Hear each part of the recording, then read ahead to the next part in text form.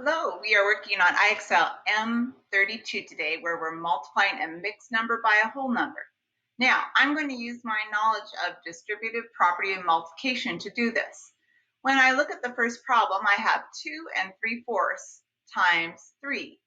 We know from distributive property and multiplication, when we worked with it with whole numbers, you can take one of the factors and you can break it up into two addends that equal that factor. So if I think about 2 3/4, 2 3/4 is the same as adding 2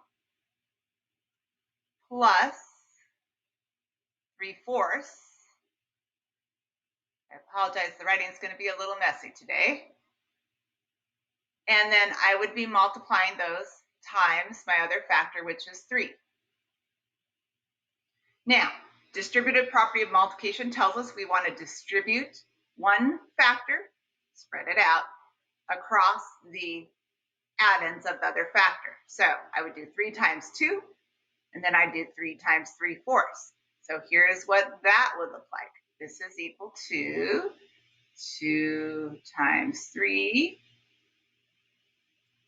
plus 3/4. Sorry about that messy writing, times 3. Now, this is going to make it a lot easier to do because we know our multiplication facts and we now know how to multiply a fraction times a whole number. We're just going to build on that. So here is how I find my partial products. 2 times 3 is 6 plus 3/4 times 3. Well, I know 3 times 3 of something is 9 of something. So this would be 9. What were those three things? They were fourths. This would be 9/4.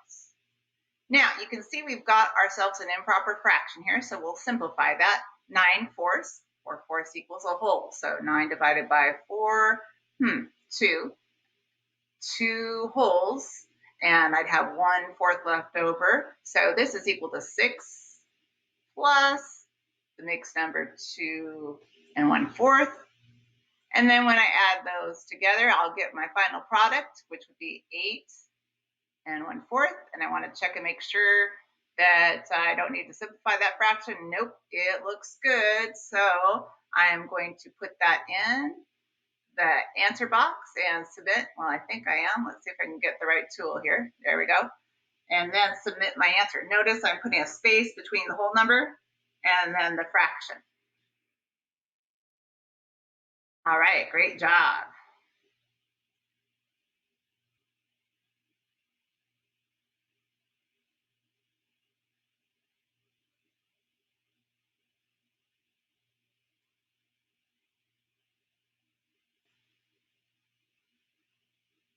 Now let me erase some of these marks here.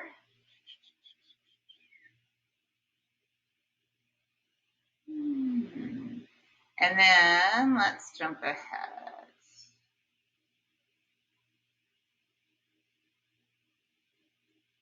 Oops, I didn't get all of that.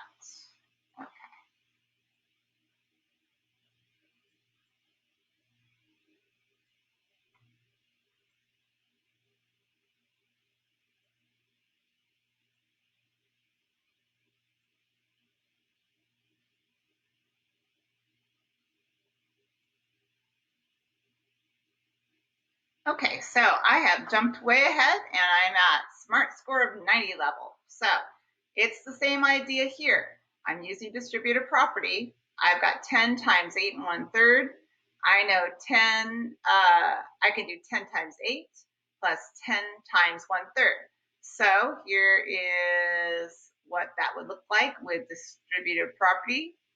10, oops, I didn't need that parentheses. Let's back up here.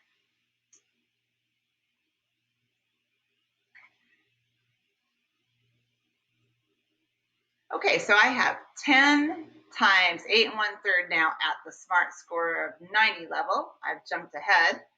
And I know using distributive property that I can break up this factor 8 1/3 into two addends, 8 plus 1/3. So here's what it would look like. If I were to do that, I would have the problem 10, equal sign in there, times 8 plus 1/3. And I'm going to use that distributive property to distribute the 10 across the addends of other factors. So I'll do the 10 times 8, and then I'll do the 10 times 1/3. Here's what that would look like.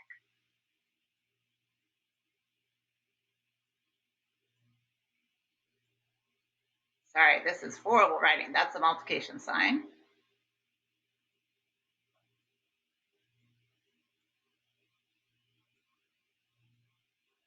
All right, now I just need to find my partial products. I know 10 times 8 would be 80. I know 10 times 1/3 would be 10 thirds, multiplying the numerators, but that denominator still would be thirds. And then I see I have an improper fraction. I need to change to a mixed number. 10 thirds would be the same as 3 1/3, so I have 80 plus 3 1/3. And when I add up those partial products, I would get 83 1/3. Now, I'm going to purposely put in the wrong answer, and I want you to see the explanation this time. It is different. They are using a different strategy. So I'm just going to put in the answer's 5. We know that's not true. And let's see what happens. Okay, so you can see 83 1/3 was the correct answer. They show me what I answered. That's a good place to check if you make a typo. You maybe really have the correct answer, but you put it in wrong. Now, I'm going to have you take a look at this explanation. They are using a different strategy. They are using a strategy to do this where they change the mixed number into an improper fraction, and then they multiply just like you'd multiply a whole number times a fraction. That strategy works too, and you're welcome to use it or use it as a check. The reason we're not teaching you that strategy first is because you will get some pretty crazy big numerators in your fractions for your product, and then they become kind of complicated to simplify. So that's why we thought the distributive property would be an easier way to approach these problems. But you're welcome to look at these and try and make sense of those too. Okay, so I hope to see some of you today in class, and good luck with this assignment.